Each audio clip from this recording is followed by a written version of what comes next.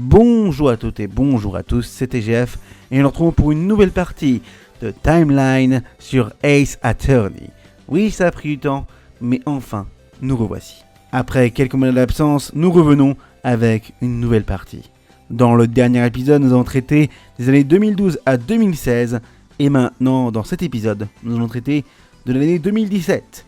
Des spoilers pour toute la série Ace Attorney sont à prévoir et soyez prévenus.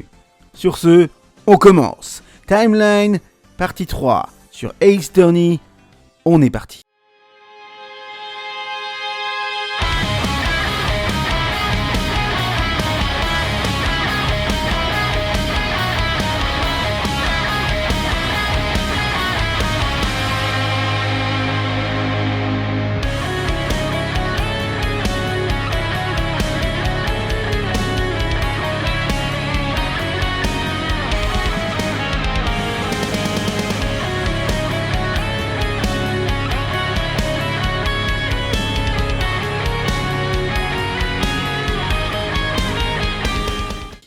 Nous sommes donc en 2017 et un restaurant apparaît.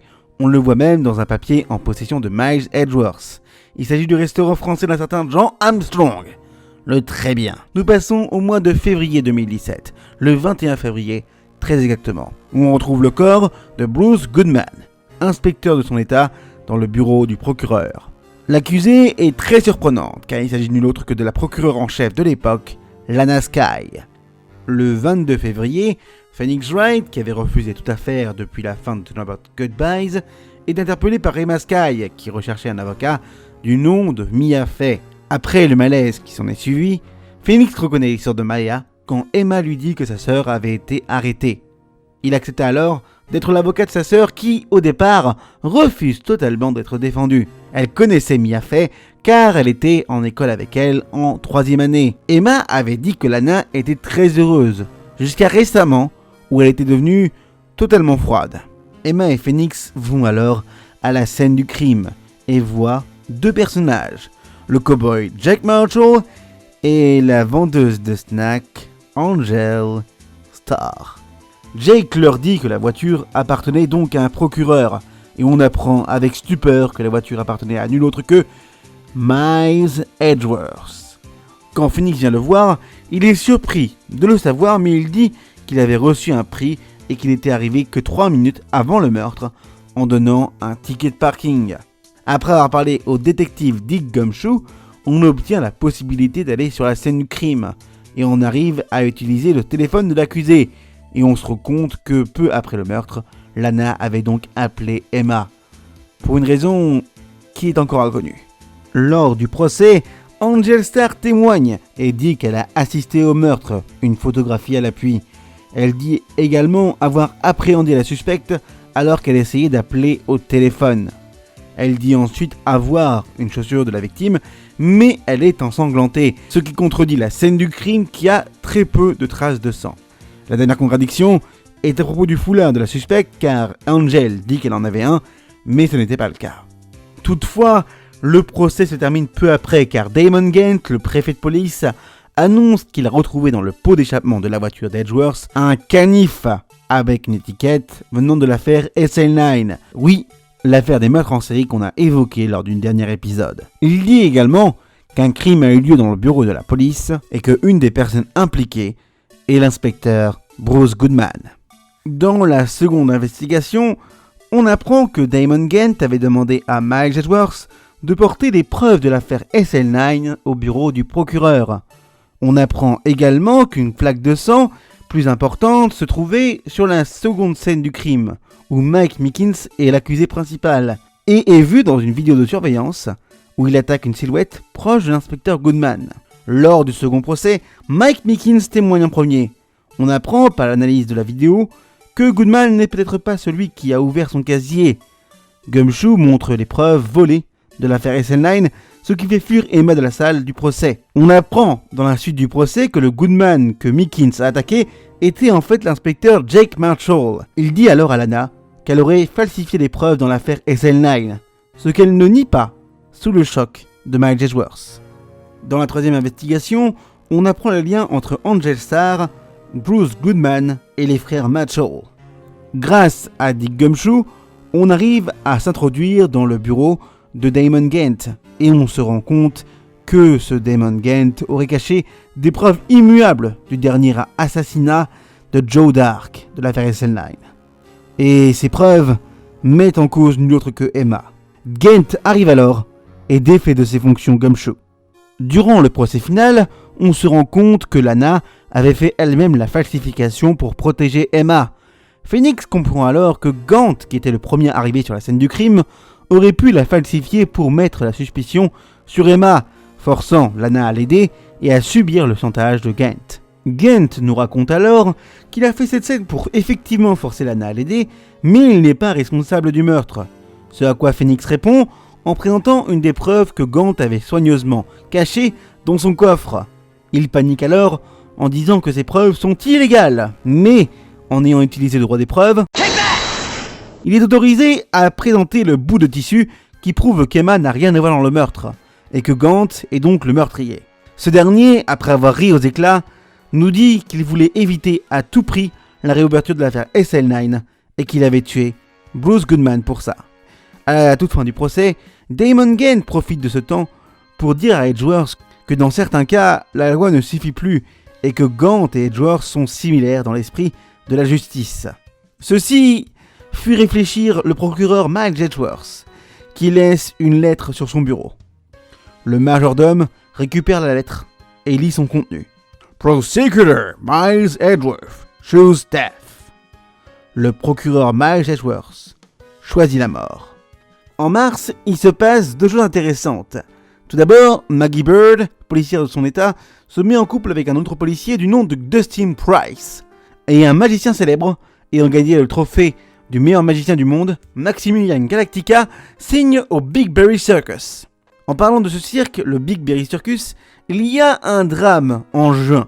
Léon, un lion, blesse accidentellement Bat, trapéziste, suite à du poivre versé sur son écharpe par Regina Berry. Le frère de Bat, accro, est dévasté et le monsieur loyal du cirque, Russell Berry, vient tuer Léon le lion. Nous passons ensuite au 16 juin 2017.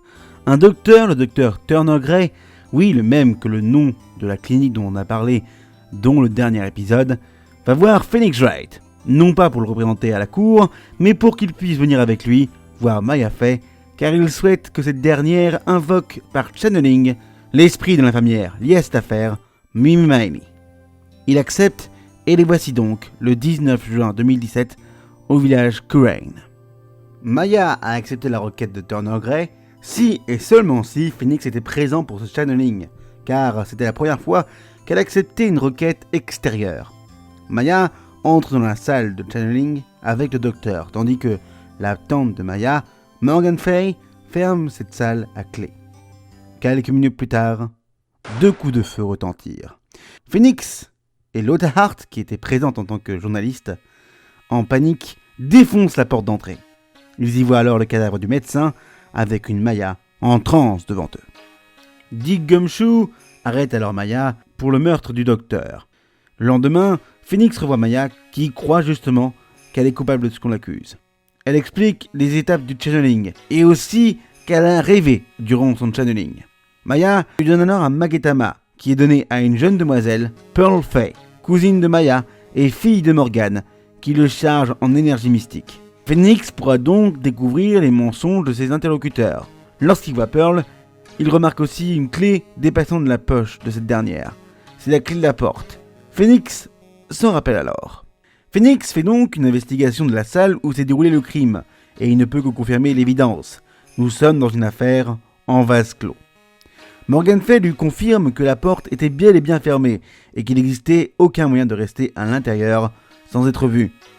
Après cette investigation, il rencontre l'inspecteur Gumshoe qui lui annonce que Lotta Hart sera le témoin de l'accusation dans le procès et que le successeur de Van Karma sera le procureur de cette affaire. Phoenix se dirige alors vers la salle annexe. Il voit une fille tête en l'air nommée Inimaini. Ça doit sûrement vous dire quelque chose. Cette demoiselle essaie de cacher quelque chose à Phoenix à propos de son lien avec la personne invoquée. Elle confirme alors qu'elle est bien la sœur de l'infirmière Mimi Maini et que Gray est responsable de l'accident mortel de Mimi. Lorsque Phoenix revient au pénitencier, il voit Mia sous les traits de Maya. Elle dit que Maya a été piégée et que Pearl lui a donné la clé de l'affaire. Et elle pense savoir qui est le meurtrier, mais elle cache des choses à Phoenix, qui ne peut réfuter ce fait. Il arrive donc au procès. Au procès, le lendemain, toutes les preuves ont l'air d'être contre Maya. Et la procureure Franziska Van Karma, procureure génie et fille de Manfred Van Karma, veut faire perdre Phoenix Wright. Tout d'abord, il y a une tenue de Maya, tachée de sang. Toutefois, Phoenix prouve qu'il y avait un petit trou sur une des manches, qui pourrait ressembler à une entrée de balle. Phoenix dit alors qu'il était impossible que Gray ait été poignardé durant le channeling par Maya, ce que Franziska réfute en disant que l'infirmière invoquée pourrait la poignarder. Sauf que c'est impossible, car Wright prouve ensuite que cette personne était loin de la victime à cause de la tenue trouée. Ensuite, Lotta Hart est à la barre et montre la photo de Maya qui a tiré sur la victime. Phoenix dit que c'est impossible que ce soit Maya à cause du visage qui a changé et la stature également. Mais Franziska a la preuve ultime, une photo de Mia dans le corps de Maya qui prouve que le channeling prend effectivement tout du corps de la victime. Wright arrive tout de même à prouver l'absence du trou d'entrée de la balle et c'est suffisant pour que le juge décide qu'il reste encore un jour pour se décider.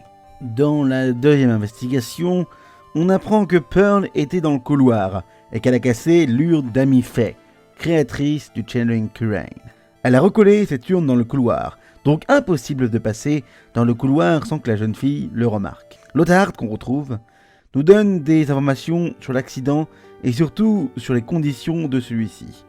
Après avoir vu l'étrange docteur O.T., nous avons comme information que Innie avait eu le visage brûlé gravement et qu'on lui a reconstruit le visage. Phoenix va donc voir Innie, mais rien ne ressort à part le fait que Innie lui dit qu'il ne pourrait rien prouver. Morgan Fay appelle alors la police car elle veut témoigner au procès.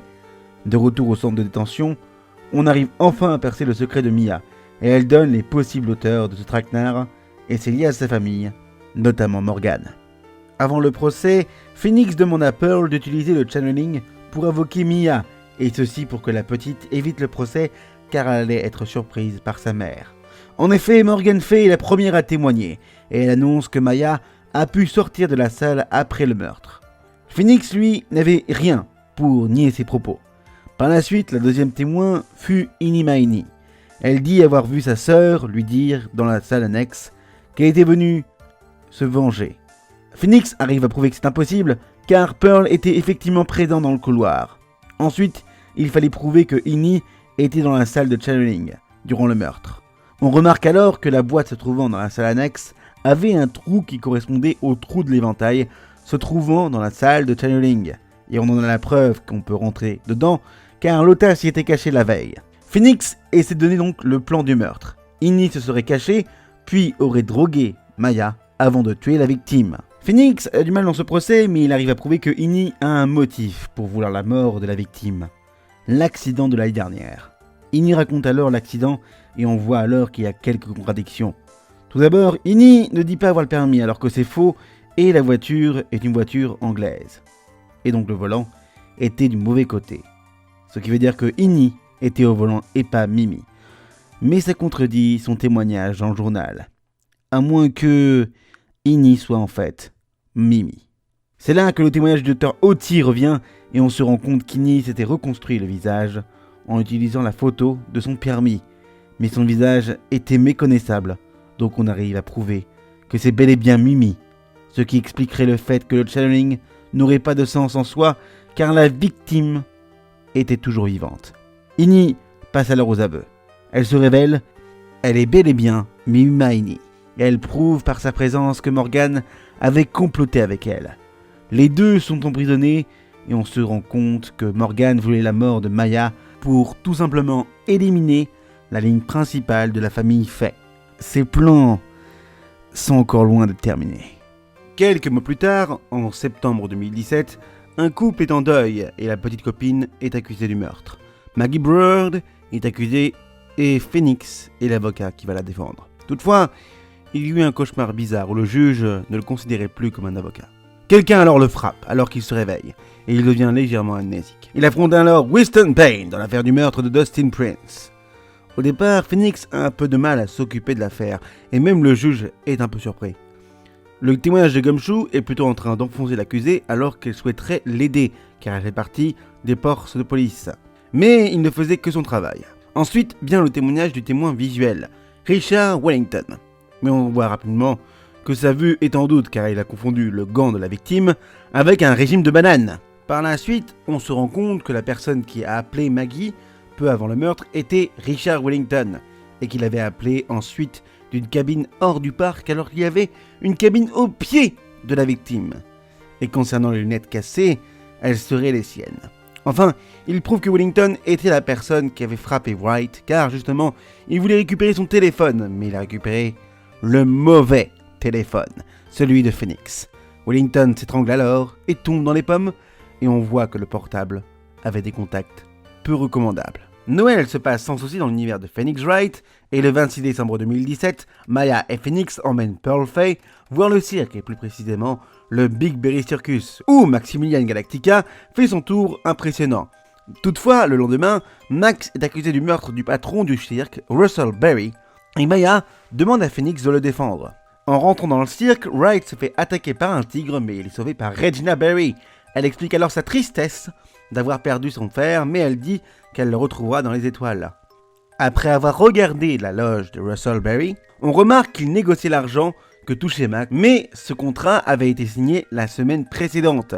Ensuite, Maya et Phoenix rencontrent Ben, un homme très timide, et le clown le plus insupportable, Mo the Clown. Après quelques témoignages, on se rend compte qu'il y a quelques tensions dans le cirque, notamment avec une altercation entre Benjamin Woodman et Maximilian Galactica, où ce dernier frappe Ben avec une bouteille en verre. Tout ça pour le cœur de la belle Regina, qui a 15 ans. On arrive ensuite à trouver une marionnette de ventriloque qu'on donne à Ben, et voici Trilo qui se met en vie. Il dit qu'il veut se marier avec Regina, en lui offrant une bague, avant d'aller dans le tribunal car il sera le témoin du premier procès. Au procès, après le témoignage de Dean Gumshoe qui nous donne des informations nécessaires à la compréhension de l'affaire, on a Benjamin Woodman et Trilo qui sont à la barre des témoins. Il explique avoir vu Galactica se diriger vers la scène du crime car il portait ses emblèmes fétiches qui sont « Tous avec moi !» Chapeau, cape et rose blanche.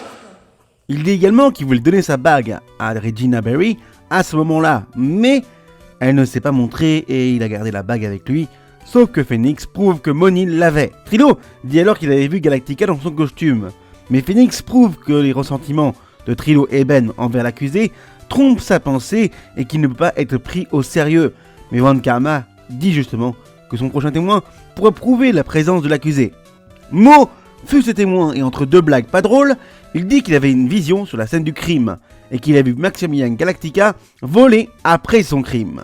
Il dit également que Galactica l'a frappé en hauteur. Sous la stupeur du juge, personne ne croit Mo et c'est assez suffisant pour que le procès se mette en pause pour une investigation supplémentaire. Dans l'investigation se déroulant le même jour, Maximilian Galactica avoue que depuis qu'il avait gagné le titre de meilleur magicien du monde, les tensions au sein du cirque étaient plus nombreuses et le fait que Regina Berry était très convoitée n'aide pas. On remarque aussi que Gumshoe était traqué par Franziska Von Karma car elle a vu l'aide de l'inspecteur à Wright, ce qu'elle n'aime pas. Wright remarque alors un bout de papier dans la cantine, en plus de l'absence du buste de Max, trônant normalement dans cette salle. Il récupère ce papier et on se rend compte qu'il fait partie d'une note particulière accusant quelqu'un du cirque du meurtre et de le rencontrer à l'endroit du meurtre, aux environs de 22h. Après avoir découvert ça, Mo n'a pas le choix mais de nous raconter l'incident de Léon le Lion. Oui, le même que celui que j'ai explicité auparavant. Et il raconte qu'en plus d'avoir mis Bat dans le coma, le lion a également blessé son frère Acro, qui est dans un fauteuil roulant depuis. Phoenix allait donc le voir mais il ne put avancer car Von Karma le demande à la barre le lendemain au procès. Au procès, la question de l'accusé volant était toujours d'actualité, car Von Karma avait en plus du témoignage de Mo, le témoignage d'Acro qui confirme qu'il a vu une ombre se déplacer verticalement dans sa chambre le soir du meurtre, comme si l'accusé avait volé. Wright réfléchit et sait que le fait que l'accusé ait volé est impossible, et la chambre d'Acro se trouve juste au-dessus de la scène du crime. C'est alors qu'il accuse Acro du meurtre en utilisant le buste de Maximilian Galactica, mais le mécanisme est très particulier et des fois assez incompréhensible, mais selon Wright, le buste serait tombé sur la victime grâce à une boîte en osier qui était bien placée. Le buste a fait partir la cape sur le buste, donnant l'illusion aussi de l'accusé qui vole. Enfin, le procès s'accélère et on doit trouver la localisation du buste de l'arme du crime. Elle n'est pas dans la chambre d'accro et Von Karma le confirme, mais Wright a une idée. Ce buste est caché dans cette salle d'audience, et non pas sous le siège du juge, mais dans le fauteuil roulant d'Accro. Accro avoue alors avoir tué Russell Berry par vengeance, même s'il n'était pas sa cible, car il visait Regina Berry, qu'il considérait responsable du coma de son frère. Après le procès, Moore s'excusa auprès de Maximilien Galactica, qui comprend assez rapidement, et qui dit, comme tout showman qui se respecte, « The show must go on ». Nous passons en 2018, mais nous allons nous arrêter là pour aujourd'hui, car si on avançait encore un peu plus sur cette ligne de temps, la vidéo serait beaucoup trop longue. J'espère en tout cas que ça vous a plu, et que ça a pris du temps pour faire cet épisode, mais j'espère que vous comprenez qu'avec mes activités personnelles actuelles, j'ai beaucoup moins de temps pour faire des activités. Mais on va essayer de continuer notre aventure dans la ligne de temps de Ace Attorney, que j'adore. Et dans la prochaine vidéo, nous allons traiter de l'année 2018. Si cette vidéo vous a vraiment plu, n'oubliez pas de partager, commenter, liker et de vous abonner à la chaîne, c'est hyper important pour la suite. Sur ce, on se retrouve bientôt pour un nouveau voyage dans la ligne de temps. C'était GF, stay tuned for more. Whatever it me, et objection, bien sûr.